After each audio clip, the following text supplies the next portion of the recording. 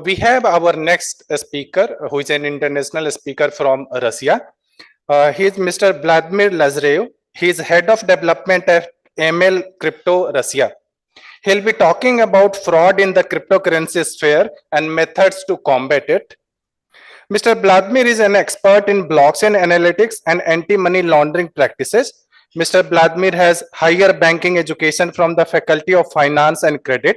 Currently, he is associated with development of AML crypto, specializing in investigating cryptocurrency thefts, developing tools for blockchain transaction analysis, user behavior analysis, and identifying individual behind cryptocurrency addresses. His experience and knowledge will be a valuable addition to the PKIA 2024 conference, fostering discussions and sharing advanced experiences in blockchain technology and cryptocurrency crime. Sir, over to you. Hello, my name is Vladimir Lazarev.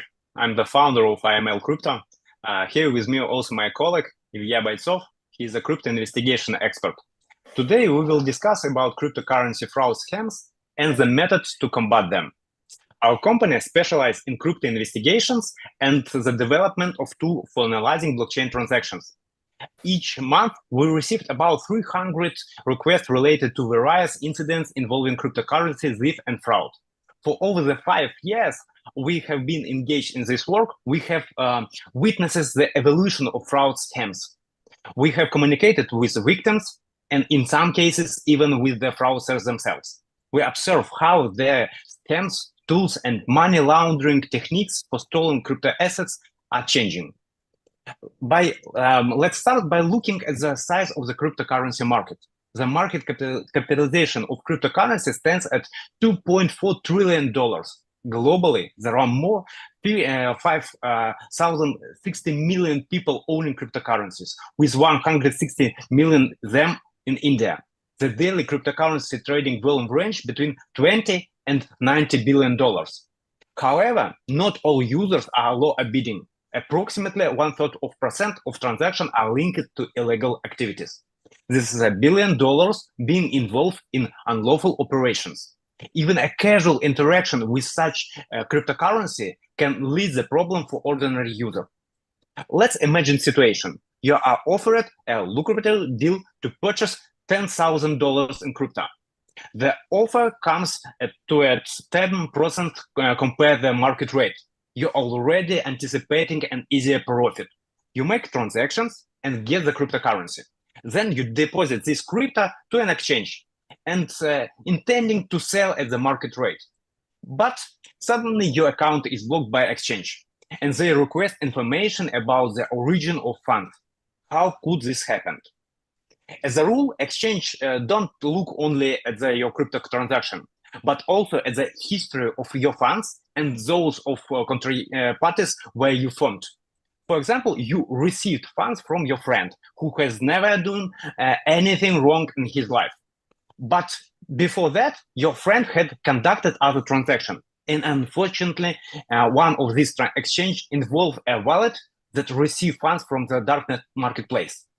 The taint of dirty assets had now reached you. You don't do anything wrong. You do anything wrong to be blocked. It's enough to be careless or unaware of origin of funds in your crypto wallet. Last year, about $24 billion passed through the blockchain addresses of criminals. These funds are laundered also through the ordinary people. For criminal, a crypto user is either a source of income or tool for laundering illicit funds. Ilya will talk about various fraud scams. Ilya? Hello, my name is Ilya. I'm crypto investigation expert at IML Crypto. Every day I investigate various cryptocurrency fraud incidents, and throughout my practice I have seen hundreds of different schemes of scams. At the core of many fraud schemes, it's often the magic of social engineering, psychological manipulation of people to make them certain actions. Many people want to get into cryptocurrency, but don't even want to learn the basics. Scammers take advantage of this. They offer to help you to set up a crypto wallet, and once you deposit the money into it, they steal all your assets by using your seed phrase. And the phishing is one of the most popular scam schemes. You may have heard about the MetaMask wallet and decided to search it for it online. You find the site and try to install the wallet. The system offers you the option to create a new address or connect the existing one. And when you enter the seed phrase, encounter an error. Try again, and it works. What happened? You landed on the phishing site created by scammers. It looks almost identical to the real one, but there may be one different, like the domain zone or a slight change in the name. When you enter your seed phrase, it gets sent to the scammers. And to avoid raising suspicion, they redirect you to the real website where everything seems to work fine. But by this point, you have already given away access to your wallet. Now it's only a matter of time before your funds will be stolen. Fake exchanger is another common scam scheme. Scammers don't always copy well-known exchanges, wallets, or services. Instead, they create their own platforms.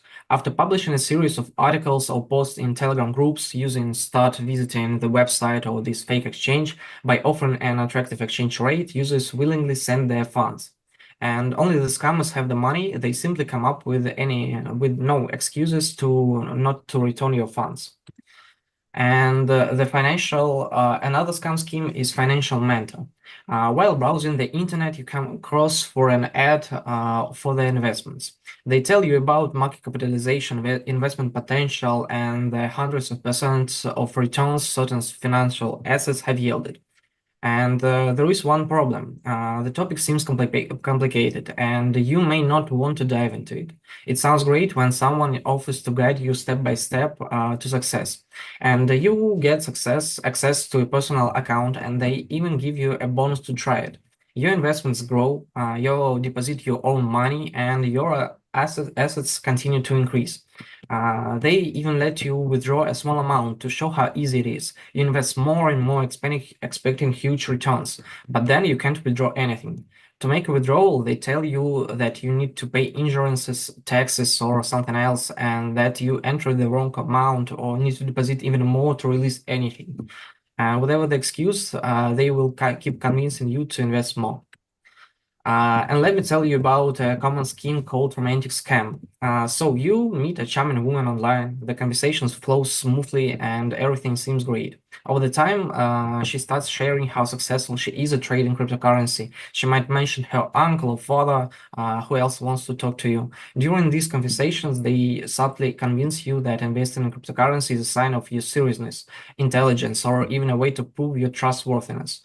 Once you send the money through, it becomes almost impossible to get it back. The scammers may keep asking you for more, coming up with excuses, but reality is clear. You've been tricked. They have used emotional manipulations to gain your trust, and unfortunately, retrieving your funds will be extremely difficult, if it's not impossible. If it's the key lesson here is to stay cautious, especially when emotions are involved, and avoid making financial decisions based solely on online relationships.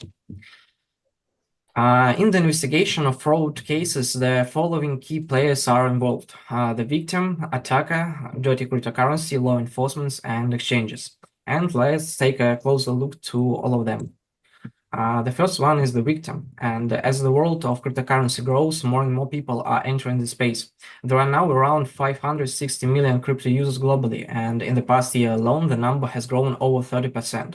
Unfortunately, some of these users fall victims to scammers. We generally divide victims into two categories: experienced users and beginners. Beginners are more likely to fall for scams.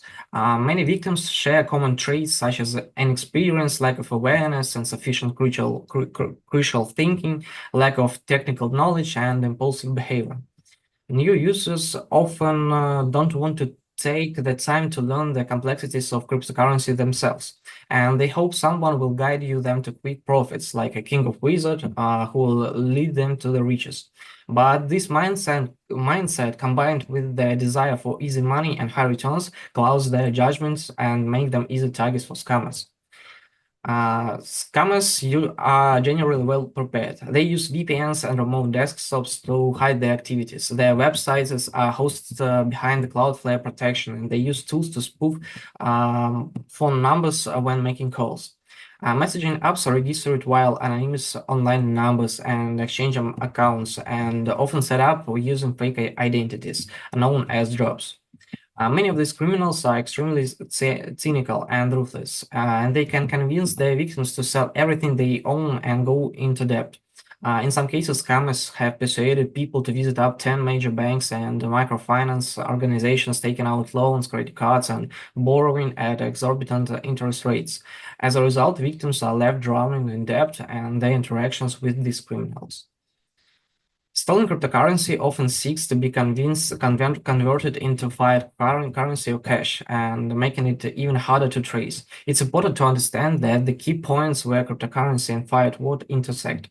There aren't many of these points, but they have included cryptocurrency exchanges, crypto ATMs, OTC transactions, it's over the counter, and P2P exchanges.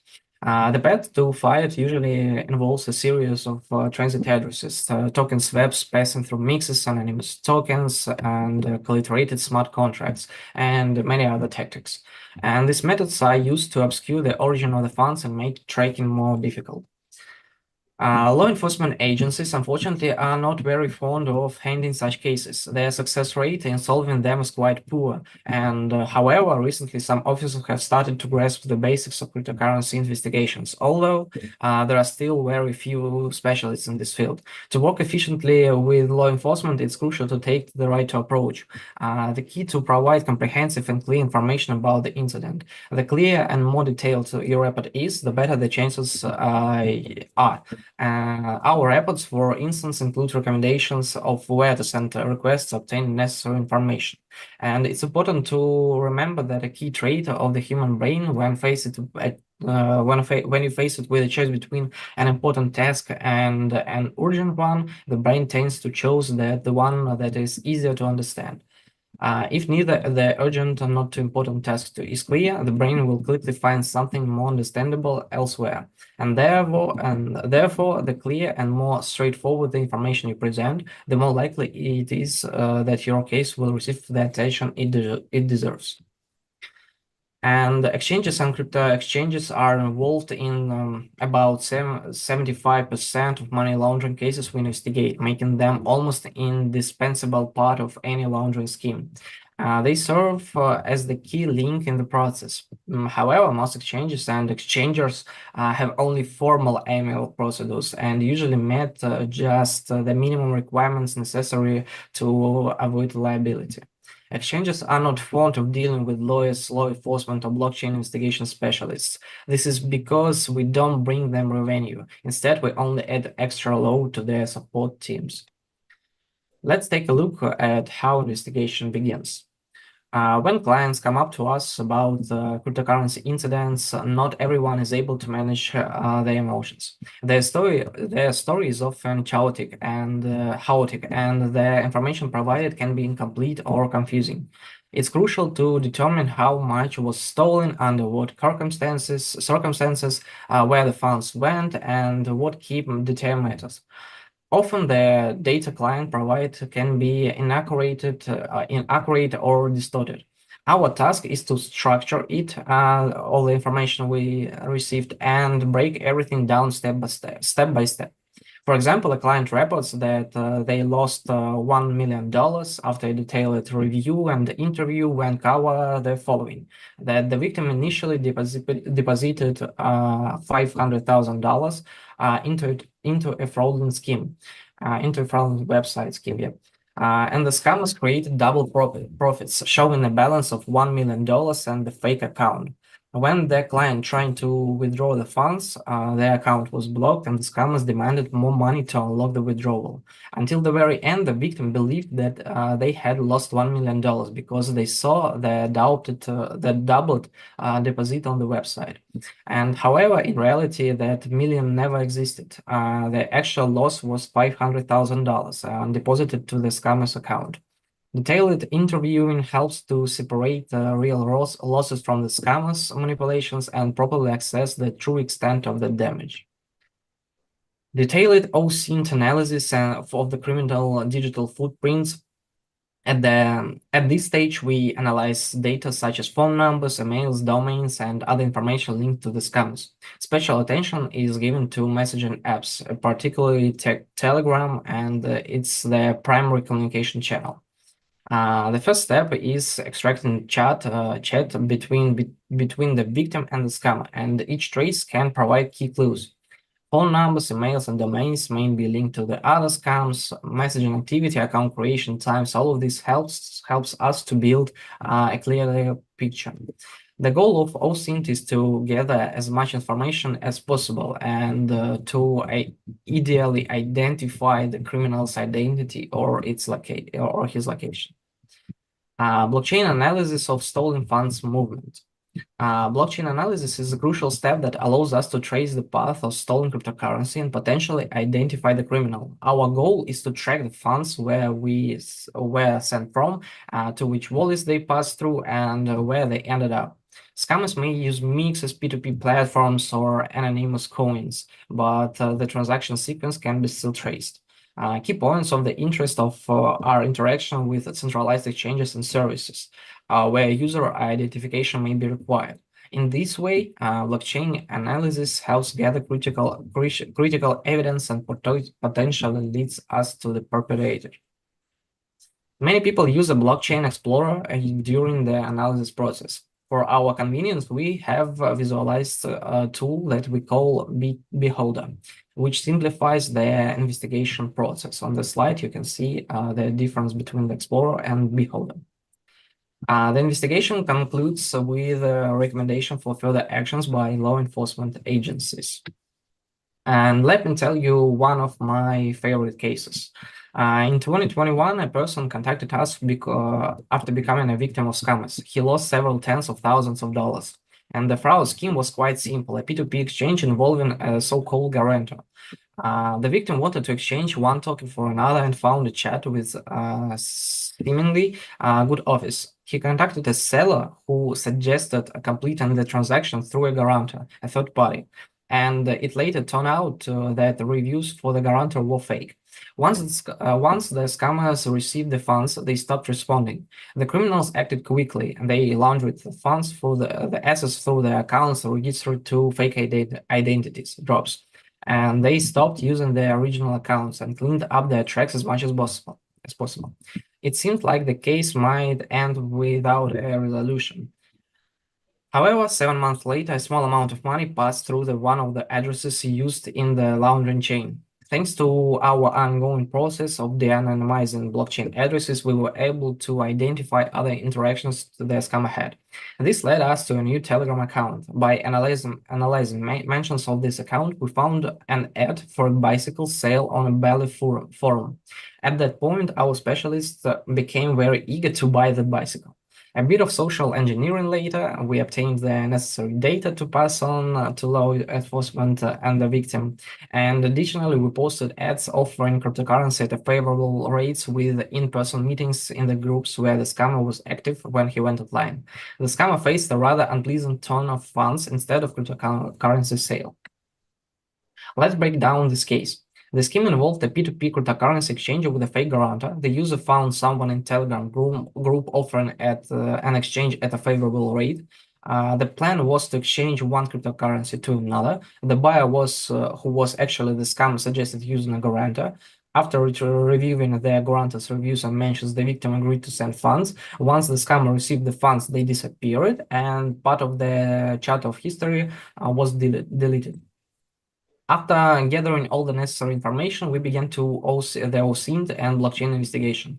The OSINT analysis didn't yield significant results. Fake numbers and Telegram accounts created specifically for the scam. And however, the blockchain investigation revealed that the funds were being laundered gradually.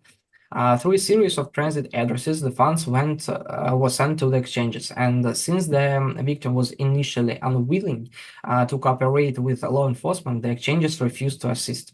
And this could have been the end of the story, but the criminals make mistakes too. We placed all the addresses created by the scammer under monitoring, and 7 months later, the scammer got lazy and didn't bother creating new transit address and transferred just $5. And this gave us digital leads to the following. The continuous labeling process allows us to get information about the ownership of specific addresses. In this case, we noticed a connection between one scammer's address and an address where we were already familiar with. We contacted the user associated with that address and asked for comments of their interaction with one of these addresses. As a result, we obtained the conversation and the new data about the Telegram account belonging to the scammer. We found this Telegram account on a Bali forum where the scammer was selling a bicycle. My colleagues from the Austrian department contacted the scammer, posing to a potential buyer. As a result, we obtained the bank details for the down payment and the address where we could go to view a bicycle. To minimize the risks, Vladimir, can you? Yeah. To minimize this risk of interaction with dirty addresses, we have created a betray solutions that allow to check blockchain addresses, and for investigation beholder, it's allowed to visualize the interaction of blockchain addresses contains a large amount of market data. It's allowed to analyze the history of formation of funds. That's all. We are open to any partnership and any client relationship. We see our contacts on the slide. Thank you for your attention.